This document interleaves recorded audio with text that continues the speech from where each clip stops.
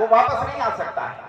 ऋषि दयानंद सरस्वती ने आर्य समाज के माध्यम से इसी हिंदू धर्म में एक मार्ग खोल दिया, शुद्धि का मार्ग। जो इसे छोड़कर गए हैं वो वापस आओ, हम तुम्हारा स्वागत करने के लिए तैयार हैं, हम तुम्हें कंठ लगाने के लिए तैयार हैं। ऋषि दयानंद ने अपनी जान पर खेला, अंततोगत्वा उसकी हत्या कर दी गई, लेकिन वो व्यक्ति अपने मार्ग से नहीं गिरा।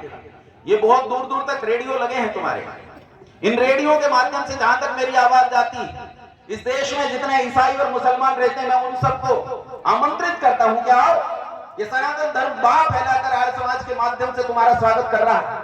ये सनातन धर्म तुम्हें चाहता है, तुम्हारी वापसी चाहता है। आओ, हम तुम्हें स्वीकार करने के लिए तैयार हैं, आओ हम तुम्हें गले लगाने के लिए तैयार हैं। हम इन्हें वापस बुलाएं, लेकिन इस वापसी के लिए तुम्हें तैयार होना होगा, और तैयार होने के लिए तुम्हारे मन में प्रश्न होने चाहिए। बोलो, होने चाहिए कि नहीं? अच्छा बताओ, देश सुरक्षित है या नहीं? बोलो, कोई प्रश्न है इस बारे में? कोई प्रश्न नहीं। प्रश्न नहीं है तो समाधान नहीं मिलेगा। तुम्हें क्या पता देश सुरक्षित है कि नहीं? बस बता दिया गया। हम हर चीज के बारे में यदि प्रश्न खड़ा नहीं करेंगे तो हम विद्यार्थी नहीं। मेरे विज्ञान के अध्यापक ने कहा था, यदि विज्ञान पढ़ना चाहते हो हमेशा रखना, क्यों, कहां और कैसे। जिसके मन में यह प्रश्न होता है वो व्यक्ति समाधान पा लेता है, और जिसके मन में यह प्रश्न नहीं होता वो व्यक्ति कभी समाधान तक पहुंच नहीं सकता। दयानंद से हमें इस प्रश्न की श्रृंखला को सीखना चाहिए। ये प्रश्न कैसे खड़े होते हैं, ये दयानंद से हमें सीखना चाहिए। स्वामी दयानंद सरस्वती जिन्होंने इस देश का भाग्य लिखा, वो अपने प्रश्नों से ही लिखा। अगर उनके मन में प्रश्न होता तो ये इतना बड़ा संगठन आज खड़ा न होता, और इतना बड़ा कार्यक्रम पूरे देश में चल रहा होता।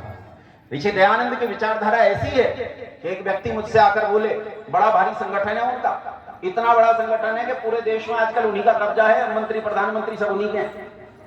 वो बोले कि संगठन, आपके पास संगठन नहीं है। मैंने कहा, ये तो बात सही कह रहे हो, संगठन वैसा नहीं है जैसा तुम्हारे पास है, लेकिन मैं तुम्हें दावा ठोक कर कहता हूं कि इस समय जब मैं यहाँ कार्यक्रम में बैठा हूं, इस समय पूरी दुनिया में 10,000 से ज्यादा कार्यक्रम आर्य समाज के हो रहे हैं। आर्य समाज की ताकत है, बिना संगठन के हम इतने कार्यक्रम कर सकते हैं। और मैंने कहा, तू घबरा कि कहीं हम संगठन ना बना ले। अगर हम संगठन होने में कामयाब हो गए, हम संगठन बनने में कामयाब हो गए, तो तुम लोगों को ज्यादा दिन गति नहीं मिलेगी भैया, फिर हम प्राप्त करेंगे।